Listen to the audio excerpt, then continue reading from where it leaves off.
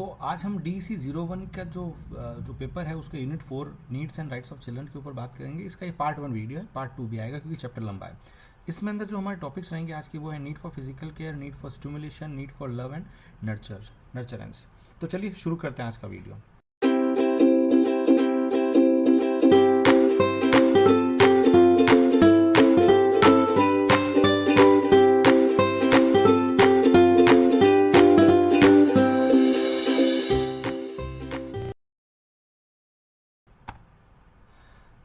Hello everyone, my self Abhishek and I am your trainer from BPS academy. तो जैसा कि आप जानते हो, आज हम इस वीडियो में इंट्रोडक्शन के ऊपर बात करेंगे, need and care of children के ऊपर, जिसमें फिजिकल नीड क्या होती है, फिजिकल केयर की ज़रूरत क्या है उसके ऊपर बात करेंगे, स्टिमुलेशन की ज़रूरत क्या है उसके ऊपर बात करेंगे, और लव एंड नर्चर की ज़रूरत क्या है उसके ऊपर बात करेंगे। तो सबसे पहले हम बात करते हैं, जो बच्चे होते हैं, children need special care and nurturance is a fact as old as our civilization. बच्चों को प्यार चाहिए, नर्चरेंस चाहिए, उनको जो विकास होता है उसके लिए बहुत ज़रूरत होती है। ये जितनी हमारी सभ्यता पुरानी है उतना ही यही बात भी पुरानी है कि बच्चों को प्यार और केयर चाहिए, स्पेशल केयर चाहिए। अब इसमें जो न्यूबॉर्न बेबी होते हैं उनको जो एडल्ट्स होते हैं, जो बड़े होते हैं, उनसे सुरक्षा की भी ज़रूरत रहती है क्योंकि उसके बिना वो सर्वाइव नहीं कर पाएंगे। She has many abilities which help her to adjust to her surrounding. उसके पास भी कुछ एबिलिटीज़ होती हैं, जो न्यूबॉर्न बेबी होता है उसके पास भी एबिलिटीज़ होती हैं जो उसको मदद करती हैं सराउंडिंग्स में एडजस्ट करने के लिए। जैसे वो सुन सकती है, देख सकती है, फील कर सकती है, टेस्ट कर सकती है, ये स्मेल कर सकती है। इन सब एबिलिटीज़ के बलबूते पर वो अपने सराउंडिंग के साथ एडजस्ट होती है। इसके साथ ही वो कुछ साउंड्स बना सकती हैं जो बच्चे बोल नहीं पाते पर कुछ आवाज़ें निकालते हैं जिससे कि वो लोगों का ध्यान आकर्षित करते हैं। इसके साथ ही वो कुछ मूवमेंट्स भी कर सकती है, और ये उसका जो मूवमेंट करने की कैपेबिलिटी होती है यही उसको हेल्प करती है अपने मदर के ब्रेस्ट से दूध सक करने के लिए। तो वो माँ के स्तन से दूध पी सकती है। अगर वो मूवमेंट नहीं कर पाती तो ये नहीं हो पाता। तो ये उसकी एबिलिटीज़ हैं जो उसको एडजस्ट करने में हेल्प करती हैं। She has a brain. इसके साथ ही उसका ब्रेन होता है जो कंटिन्यूसली डेवलप हो रहा होता है, चीज़ों को समझ रहा होता है, चीज़ों को समझने की कोशिश कर रहा होता है, उसके इर्द गिर्द क्या चल रहा है उसको देख रहा होता है। इन सब वो ब्रेन भी उसको हेल्प करता है। पर ये सारी जो एबिलिटीज़ हैं, इन सब के होने के बावजूद भी एक नवजात शिशु अपने आप से सर्वाइव नहीं कर सकता अगर उसको अकेला छोड़ दिया जाए। तो उसको सर्वाइव करने के लिए बड़ों के प्रोटेक्शन की, केयर की आवश्यकता पड़ती ही पड़ती है। ठीक है, इसीलिए हमारा आज का जो चैप्टर है वो है children need and special care. बच्चों की नीड क्या है, स्पेशल केयर की क्यों ज़रूरत रहती है। अब हम बात करते हैं नीड फॉर फिजिकल केयर। अब सबसे पहले फिजिकल केयर में क्या ज़रूरत है बच्चों की। तो physical care of child is essential to ensure her survival. बहुत सारी नीड्स होती है, उसके अंदर फिजिकल नीड जो है, फिजिकल केयर जो है वो सर्वाइवल के लिए बहुत ज़रूरी होता है। During the infancy the child is totally dependent on care giver. जब नवजात बच्चा होता है वो पूर्ण रूप से अपने केयर गिवर के ऊपर डिपेंडेंट होता है। उसको फीड करना, उसको कपड़े पहनाना, उसको स्नान करवाना, उसको सेफ प्लेस पे रखना, उसको जहाँ से, जैसे बच्चा बेड पे है तो गिरे नहीं, उसके आसपास की चीज़ों को सेफ करना। ठीक है, वो जहाँ सो रहा है उस चीज़ को इस तरह से ऐसी जगह सुलाना जहाँ पे वो आराम से रेस्ट कर सके और उसके आसपास कोई एक्सीडेंट या हार्मफुल चीज़ ना हो जिससे कि वो एक्सीडेंट का शिकार हो जाए। इन सब चीज़ों का ध्यान रखना होता है।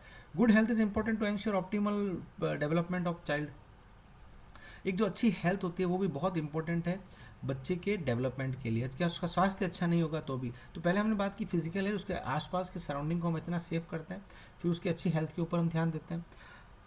The child must be protected from sickness diseases as they can also down her development. ये एक बड़े का जिम्मेदारी है कि बच्चे को बीमारियों से, डिजीजेस से, जर्म से बचाया जाए, क्योंकि अगर वो बीमार होगा, डिजीज लगेगी तो भी उसका डेवलपमेंट रुकेगा। The child need food for survival and development. इसी तरह से बच्चे को फूड भी प्रोवाइड करना फिजिकल केयर में आता है, क्योंकि इसके बिना वो सर्वाइव नहीं कर पाएगा, डेवलपमेंट नहीं होगा। It is important that the child Yeats food which contain all the nutritions and the amount required by her body.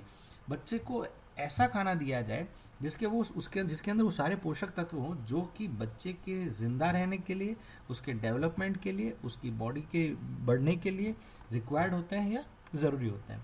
तो ये नीड फॉर फिजिकल केयर में आ गया। अब करते हैं नीड फॉर स्टिमुलेशन। अब नीड फॉर स्टिमुलेशन में आता है any event that cause the child to respond is stimulation. ऐसा कोई भी काम जिससे बच्चा रिस्पॉन्ड करे वो स्टिमुलेशन कहलाता है। ठीक है, हरकत करे वो स्टिमुलेशन कहलाता है। अब जो फादर की स्माइल होती है, फादर के वर्ड्स ऑफ एंकरेजमेंट होते हैं, and his embrace stimulate the child, बच्चे को मोटिवेट करते हैं. They give the child the information that the father loves her and stimulate the child to respond to him. ये जो इन्फॉर्मेशन होती है कि पिता उसको प्यार करते हैं, कि बच्चे को स्टिमुलेट करता है वापस रिस्पॉन्ड करने के लिए, कि वो भी उनसे प्यार करे, उनकी बातों को रिस्पॉन्ड करे. The touch of the hot object is a stimulus which helps the child to reach the conclusion. अब जो गर्म चीज़ का टच होता है, जो बच्चे को वो महसूस होता है, तो इस टच से बच्चे इस नतीजे पे पहुंचता है, इस कंक्लूजन पे पहुंचता है कि गर्म चीज़ को छूना हमारे लिए पेनफुल हो सकता है और हमें इसको नहीं छूना है. तो ये भी स्टिमुलेशन है जो साइड से बच्चे को मिलता है और उसकी वजह से बच्चा रिस्पॉन्ड करता है. जैसे अगर पेट टच किया गर्म चीज़ को तो बच्चा रोएगा, हाथ पीछे करेगा, ये सब स्टिमुलेशन है. The activities of running, hopping and other games are stimulating to the child. अब इसी तरह से जब बच्चा बड़ा होता है तो जब रन करता है, कूदता है, गेम खेलता है, ये भी उसको स्टिमुलेट करती है अलग अलग चीज़ों की तरफ रिस्पॉन्ड करने के लिए. एक खिलौना, किताब, पेड़, तेज आवाज़, नदी, तारे, ये सब बच्चे के लिए स्टिमुलेट है. इन सबको देखकर बच्चा स्टिमुलेट करता है. तो बच्चा अपने सेंसेस के थ्रू जो इन्फॉर्मेशन रिसीव करता है उसके अगेंस्ट में जो रिस्पॉन्स देता है वो स्टिमुलेशन होता है. स्टिमुलेशन के वजह से वो रिस्पॉन्ड करता है. The entire environment is full of event. जो पूरा वातावरण है वो फुल है, इवेंट्स है, लोग हैं, चीज़ें हैं और ऐसी चीज़ें जो बच्चे को स्टिमुलेशन प्रोवाइड करती है. Need for love and care. Need for love and care में आता है लव और जो नर्चरेंस होती है, जो परवरिश होती है, वो बच्चे के लिए फाउंडेशन क्रिएट करती है उसके सोशल और इमोशनल डेवलपमेंट के लिए. अभी हमने देखा कि फिजिकल केयर से फिजिकल डेवलपमेंट होता है, इसी तरह से लव और नर्चरेंस से उसका सामाजिक और भावनात्मक विकास होता है. As you know the infant develop an attachment to the person who looks at her. जो छोटा बच्चा होता है, नवजात बच्चा होता है, वो माँ के प्रति क्यों इतना लगाव डेवलप कर लेता है? क्योंकि माँ उसकी हर ज़रूरत को पूरी करती है, उसका ध्यान रखती है, उसके सामने उससे बातें करती है, उसके साथ वो चेहरा होता है जो हम कंटिन्यूसली देख रहे होते हैं और उसकी मेमोरी के अंदर वो छप जाता है. अब ये जो बच्चे के जो इनिशियल स्टेजेस पे जो उसने लव और नर्चरेंस गेन किया है, ये एक नींव तैयार करता है भविष्य के रिश्तों की. अगर बच्चे का नवजात छोटा बच्चा उस वक्त ही उसके एक्सपीरियंस अच्छे नहीं रहे रिश्तों को लेकर, तो भविष्य में वो अच्छे रिश्ते नहीं बना पाएगा. If the infant find the experience with this person is rewarding, she feels it worthwhile to form a relationship and begin to relate to other people. देखो, बच्चा जब छोटा होता है तब वो उसको लगता है कि अगर ये जो एक्सपीरियंसेस होते हैं, हम जो एक रिलेशन बनाते हैं, इससे फ़ायदा होता है, इससे हमें सुकून मिलता है, इससे हमें कुछ मिलता है, तो वो बच्चा फ्यूचर में भी जाके रिलेशनशिप बनाएगा, क्योंकि उसको ऐसा लगता है कि रिलेशन बनाने से जीवन अच्छा हो जाता है. अब हर नया रिलेशन जो होता है वो बच्चे के एक्सपीरियंसेस के अंदर ऐड करता है, उसकी पर्सनैलिटी को बिल्ड करता है, उसके इन्फ्लुएंसेस को बिल्ड करता है, उसके एटीट्यूड को अफेक्ट करता है. तो हर नया एक्सपीरियंस उस बच्चे को लाइफ के अंदर ऐड ऑन करेगा.